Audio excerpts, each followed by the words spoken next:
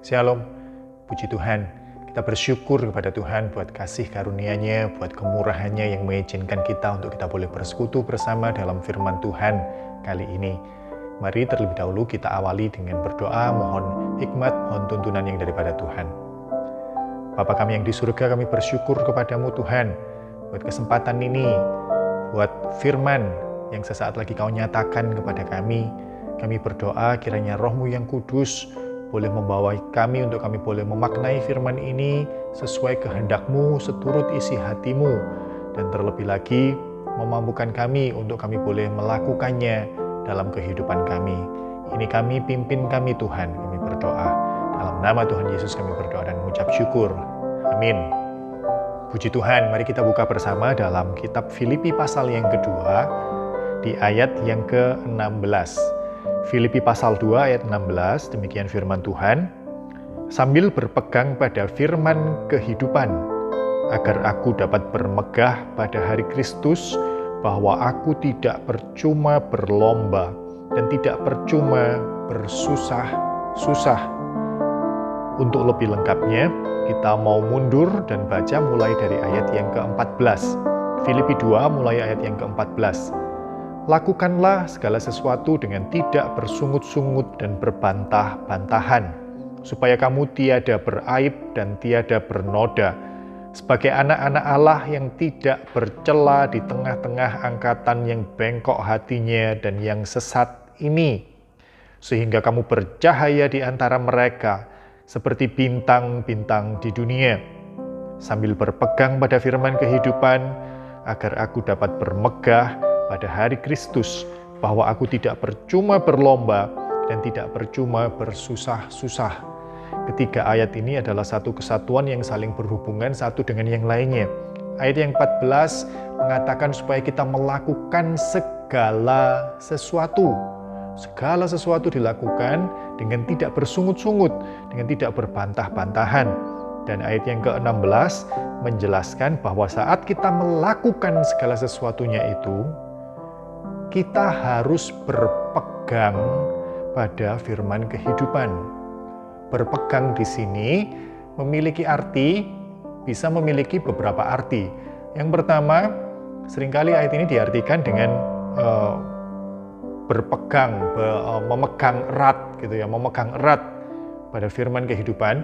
Tapi bisa juga diartikan untuk membagikan, untuk memberitakan, untuk berbicara panjang lebar tentang firman ini kepada orang lain.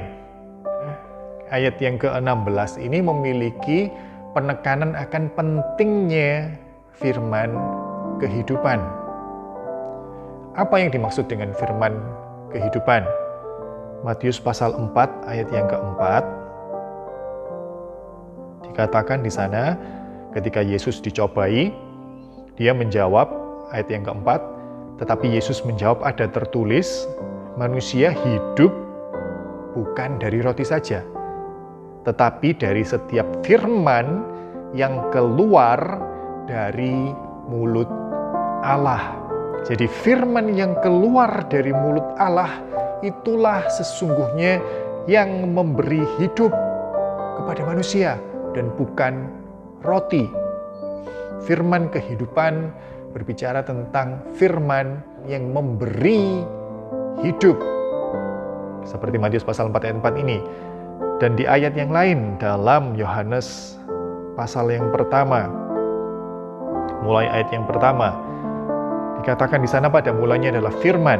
Firman itu bersama-sama dengan Allah dan firman itu adalah Allah. Ia pada mulanya bersama-sama dengan Allah.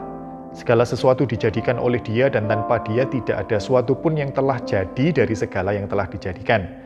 Dalam Dia ada hidup, dan hidup itu adalah terang manusia. Terang itu bercahaya di dalam kegelapan dan kegelapan itu tidak menguasainya. Dan dalam ayat-ayat yang selanjutnya dikatakan di sana bahwa firman itu telah menjadi manusia di ayat yang ke-14 dan diam di antara kita. Dan kita telah melihat kemuliaannya, yaitu kemuliaan yang diberikan kepadanya sebagai anak tunggal Bapa, penuh kasih karunia dan kebenaran. Jadi firman kehidupan berbicara tentang firman yang keluar dari mulut Allah, firman yang memberi hidup kepada manusia. Dan firman yang adalah hidup itu sendiri. Dalam Yohanes pasal pertama ayat yang keempat, dalam Dia ada hidup, dan hidup itu adalah terang manusia. Dalam Dia yang adalah firman, yaitu Yesus Kristus. Jadi firman kehidupan berbicara tentang perkataan yang dari Allah, dan yang secara spesifik mengarahkan iman percaya kita bahwa Yesus itu adalah hidup dan Yesus itu memberi hidup. Iman yang percaya bahwa Yesus adalah anak Allah. Dalam firman itu dikatakan kita harus berpegang, kita harus memegangnya erat, kita melakukan segala sesuatunya sambil berpegang, memegang teguh kebenaran firman. Artinya dalam melakukan segala sesuatu kita mendasarinya dari apa yang dikatakan oleh Allah, apa yang tertulis dalam firman Tuhan. Di ayat yang ke-15 dalam Filipi pasal yang kedua tadi, dikatakan di sana, supaya kamu tiada beraib dan tiada bernoda sebagai anak-anak Allah yang tidak bercela di tengah-tengah angkatan yang bengkok hatinya dan yang sesat ini, sehingga kamu bercahaya di antara mereka seperti bintang-bintang di dunia. Yang masih berkaitan dengan Yohanes pasal yang pertama yang kita baca tadi, dikatakan di sana bahwa Yesus, bahwa Dia anak Allah, bahwa Yesus, di ayat yang keempat, dalam Dia ada hidup dan hidup itu adalah terang manusia. Terang itu bercahaya di dalam kegelapan dan kegelapan itu tidak menguasainya. Kiranya firman Tuhan boleh mengingatkan kita untuk kita memiliki rasa lapar dan haus akan firman Tuhan. Sebab firman itu yang seharusnya kita pegang erat dan menjadi patokan, menjadi dasar dalam kita melakukan segala sesuatunya. Dan tanpa firman itu menjadi patokan kehidupan kita, kita akan gagal untuk menjadi terang. Kita tidak akan bisa menjadi terang. Sebab terang yang sejati adalah Yesus sendiri. Dan dalam kita percaya kepadanya, dalam kita mengikut teladannya, di sana kita merefleksikan terang itu kepada kegelapan yang ada di sekitar kita. Dalam segala sesuatu yang kita perbuat. Biar firman yang menjadi penuntun langkah kita. Biar firman yang menerangi jalan-jalan kita. Sebab itu, mari miliki kerinduan untuk kita bertumbuh dalam firman. Perkataan yang diilhamkan Allah, perkataan yang seharusnya menjadi dasar segala sesuatu yang kita sebut kebenaran. Dan rendahkan diri, mohon tuntunan Roh Kudus, sebab kita tidak bisa mengandalkan diri kita sendiri dalam kita bisa mengerti firman Tuhan.